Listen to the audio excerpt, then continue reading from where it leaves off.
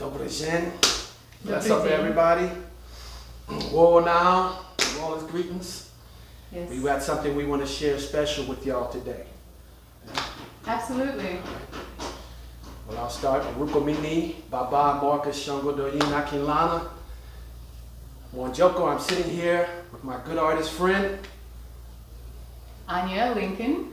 An artist. I don't know about a good artist, but a good artist. friend and an artist. Thank you. Salute. Salute. And an artist and a spiritual author as of late. I think Marcus and I share this. Awesome book. Awesome book. We share the spiritual calling. I actually think, a lot of people who have a spiritual calling choose art because it's the closest thing we can get to without first really owning the calling in the world, right? And then later in life, we say, no, we got to really be who we are. Okay. And, I mean, at least that's what happened to me. Yeah, I can see that. Yeah. Where's your book? Oh, right here. Show everybody your book. Yeah, here's the book. It's called I Am, A Guide to Transforming Reality and Creating the Life You Want. And me, so for those of you who don't know me, I'm mostly known for being an artist. I did public art all over the world, actually, for years. I'm a musician. I'm an ՕRԻШÀ Shango, which means I'm a traditional African priest. And also, some years, I shared here in New Orleans and other places by teaching people the art of self-defense and combat. So 4 things that I have contributed to this society, I guess, in terms of work, and then also I'm a family man, so that too. So right, me too. I'm a mother of 3, so that's Family, probably the biggest right. job that always gets left out because it sounds so unimportant, but it's most important. Exactly, yeah. Most important. So we wanted to share with y'all today because we have been talking based on our background. I'm going to talk a little bit about my background and you talk about your background. We wanted to share with y'all things that we've been thinking about on how to keep yourself uplifted during hard and difficult times. Now, me personally, I was born in D.C. I was raised in D.C. in the United States, but I also was raised in New Orleans because I have a large family from here. So I'm a native by blood of this place. At this point, I've spent most of my life here in Bulbancha. That's the real name of New Orleans. Bulbancha, the indigenous name of this place. And the places I've lived and my family history would definitely make you think about survival. I'm gonna put it like that. And I have been in New Orleans for 22 years. I have got... You've been here that long? Yeah, I've been here long. The first time I've ever... when I came here for the first time, I was 16 years old. And I was brought here by a friend. Tell me that. Yeah. And at that point, it felt very familiar to be here, but I did not know this was going to be my home. But ever since I immigrated from Russia, this has been my home, and I don't know if New Orleans gets into your blood or New Orleans calls you home because that's where you belong. But it definitely was that for me. And no matter where I tried to move away to, I got drawn back to it. And New Orleans is a beautiful place for people who love life in all kinds of expressions, right? But also a place where there's a lot of problems, a lot of people suffering, a lot of people are having a hard time. And, I think it's a really good place to, like we talked about, start this conversation because I think it'll benefit the community and it's somewhere we can make a real difference. Yeah, for real. All right, so before we jump into that though, this is what I was saying. I wanted you to share a little more about your background. What's your hometown? Where are you from? Like that. Okay. Right. So before I got here, at the age of 20, now you can count how old I am. Now, actually 23, I've been here for 23 years. I'm 43 years old now. Okay, all right. I was born in southern Russia, in a city called Krasnodar, which is near Caucasus Mountains and the Black Sea. Right. And so I was born in the family of an artist and a teacher. Yeah. And, for a little bit of my life, I lived in the Soviet Union until it fell apart. Yeah. And then after it fell apart and Russia got open to you know, to the outside world, we started going to church, and you know, the religion wasn't prosecuted, etc. So that was it was a really actually very interesting time in the Russian history until it started to get really controlled again. Okay. You know, so my mother still lives there. My dad lived there until he passed last year, or this year. And so I still have quite a bit of family in Russia. Track 2, okay.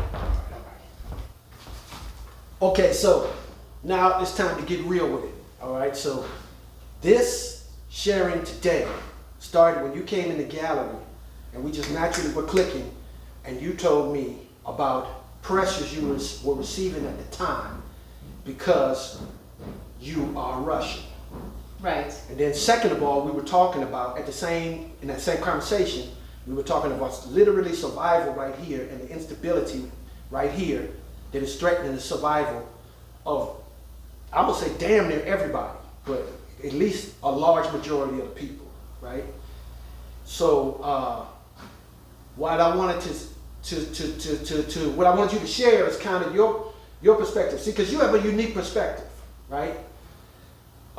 First of all, there probably, and I can be corrected if I'm wrong, but there's not a large population of Russians here in this area, okay? There's a lot more now than there used to be, but it's not New York or yeah, exactly, right? Another big metropolitan area. Right. Okay, right. So second of all, so for this area, and possibly for any area, because you're the only one ANYA, I don't care where you were born, you're the only one ANYA, right? You have some unique insights, multi-continental insights, okay, and experiences that other people may or may not be aware of, know, or understand. So I kind of wanted you to talk on like what we were talking about today. We're going to get real with it, you know, we was talking about today. Remember when you were telling me about your experiences since the war in Ukraine has started? Then you go ahead and speak on that. So since the very beginning of the war in Ukraine, I definitely, if you want to say, took a side, not politically, or because you know, I don't understand politics. Now that I read more, I understand the complexity of the situation, but definitely I took a side of Ukraine because I believe that Ukraine is a sovereign country, and it was attacked by the country that is my country of origin, and attacked under false pretenses. And so there was, as with any war, a lot of deceit, a lot of propaganda, which in and of itself, as well as war, is against my core beliefs. On top of that, Ukraine and Russia are such, they're like family. So it's not, so it is a war of brother against brother. And it makes it even more painful in that way, because we all, not all, but majority of Russians and Ukrainians have relatives on both sides of the border.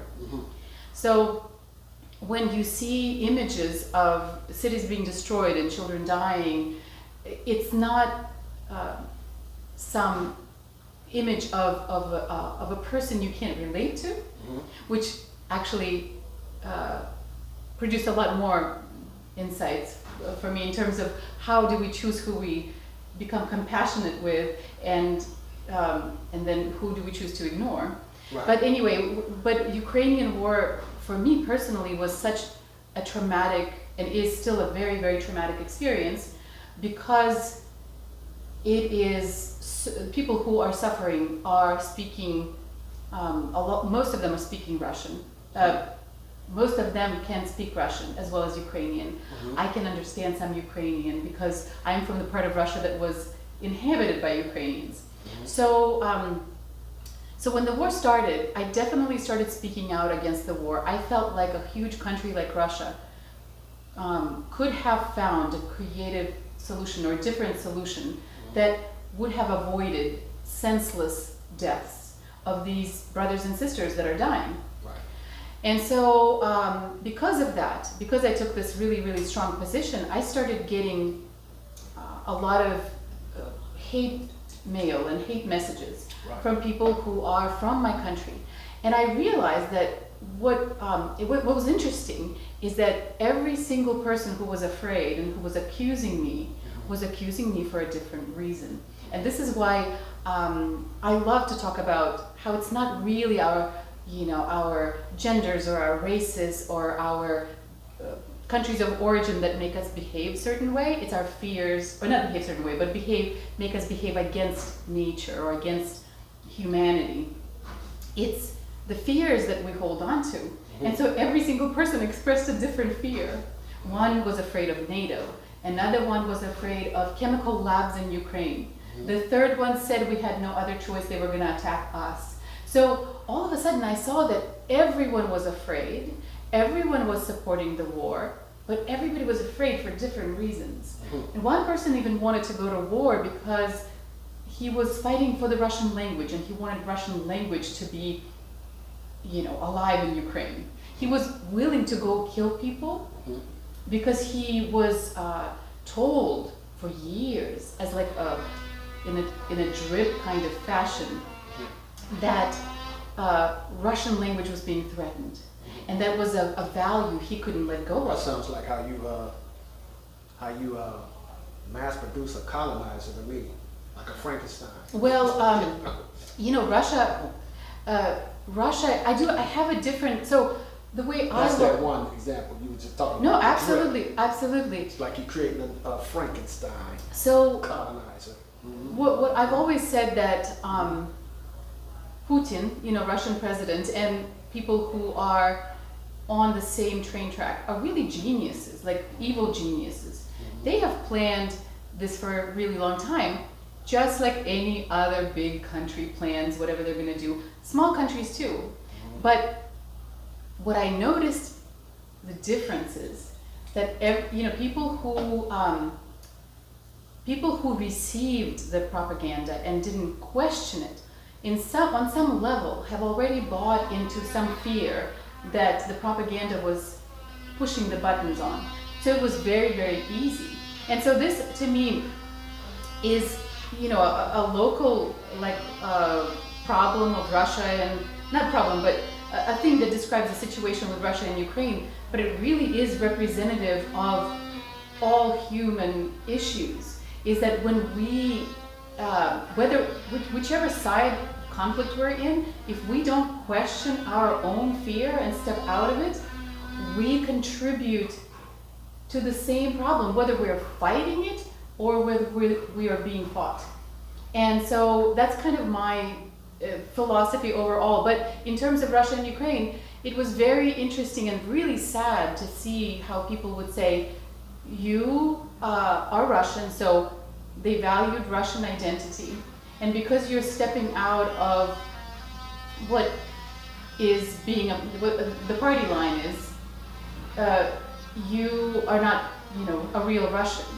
I'm sure, that I've heard this about black people and white people say like, you can't talk like this because you're black, or you can't talk like this because you're, you can talk like whatever you want. You are a human being that has their own opinion. And to me, in that moment, responding to the crisis and taking a side of the person that's being victimized was really, really, not person, society or people group that was being victimized was really important.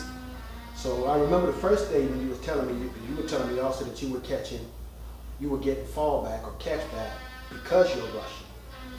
Oh, right. Well, it was interesting that it was different reactions from different people. Actually something funny happened today. Today, I brought a banana bread to one of the people that helped Ukrainian refugees. So I've been trying to thank people that have helped me help the Ukrainian refugees. And a person opens the door and the woman wasn't there. Some other person opens the door and says, "Oh, you're Russian. What is this?" I said, "This is banana bread." And he said, "Is there a bomb in the banana bread?" Because, Russians are bombing Ukraine. And so I was like, ha ha ha, that's funny. That was a joke. I don't take that personally. And I've had at least 3 people from Ukraine ask me, why are you helping us? You're Russian. And then, That's a logical question. But to me, actually, it's the most illogical question. How can I not help a fellow human being? From their experience, they're looking at it from the way they're playing. Right. Luscious bonds. Right. So, but the interesting thing is too, and this is what actually my book is about. It's about how we, even though we're in these bodies, we belong to countries, we have passports, etc. That our consciousness actually does not have to identify that closely with the form it takes. You could say this is my expression in the world, but that's not where I connect to everything. And so when you find your real, true identification with your true spiritual nature, then you can love anyone. And it also, funnily enough, doesn't really matter whether they think I should not be helping them. You know, I might be respectful of their feelings if they don't want me to help them, but if they do, then it doesn't matter whether they think something of me because of my passport or former passport, right? So, so it's been a very unexpected roller coaster ride for me because you know, you have to question your identity. Like you have to question, like, where is my allegiance? Is my allegiance with a human spirit, human life, or is my allegiance with the agenda? And you know, if you go to those places, you have to pick a side, you know, and I always pick a side of a person who I can defend, but I don't get on their side fully. So for example, because the conflicts are, you know, deeper than the immediate suffering that they produce. And so I think, for me personally, my goal is to step out of it completely and work towards the world where the conflict doesn't exist at all, or it gets, you know, so anyway. No, it's interesting to hear you have a different perspective, which is part of the reason of us chopping it up today. Yeah. I'm concerned about survival, you know, period. I mean, literally, and I don't mean no ifs, ands, or buts, literally about surviving. First surviving, then thriving. So now you have, I'm looking around, I'm seeing war in Ethiopia recently, basically still war in Ethiopia. There's war, a de facto civil war in the United States that, as far as I'm concerned, has been in this country forever, since its impetus, since at least, if not before, the first Europeans got here. There's nothing but war. One war after the next war after the next war, all long, bloody, bleeding, civil conflict and war, which is one of the reasons why this is one of the, you know, a country with enormous high violence. It ain't just gun violence either, it's violence. It's expressed through firearms, but expressed many other ways too, buku other ways. And then so it makes it for a country with enormous amount of instability. You know, it's just unstable. You know, like this country spend a lot of time wasting time destabilizing other countries, like Honduras, Guatemala, El Salvador. I can go on, the list can go on, Haiti, Dominican Republic. I can go on with the countries that they've contributed to destabilize. Haiti, which we know they were recently whipping Haitian people at the border, literally whipping them with horses like slavery days. And you know, they've had one of the biggest players in the instability of a lot of countries. One of the biggest players. And of course, whatever you put out in this world, you can rest assured it's gonna come back. Coming right back to you, because like you say, with the law of attraction and everything, when you put your head, your ori, your divine head on whatever you put in it, it's just gonna whirl around and whip around and whip around and whip around and whip around you. So now you see even more instability in this country, but it's nothing new. It's always been an unstable country. Yeah. Now, some people would say that's not true because in their mind it was stable for them, in their neighborhood. They felt safe. But so many other people never felt safe in this country, not one night ever, for generations. So all that being said, because that's not really what the focus of this is, right? But that's just laying a program of what the opposition is. Because you don't have any champions without opposition. Okay?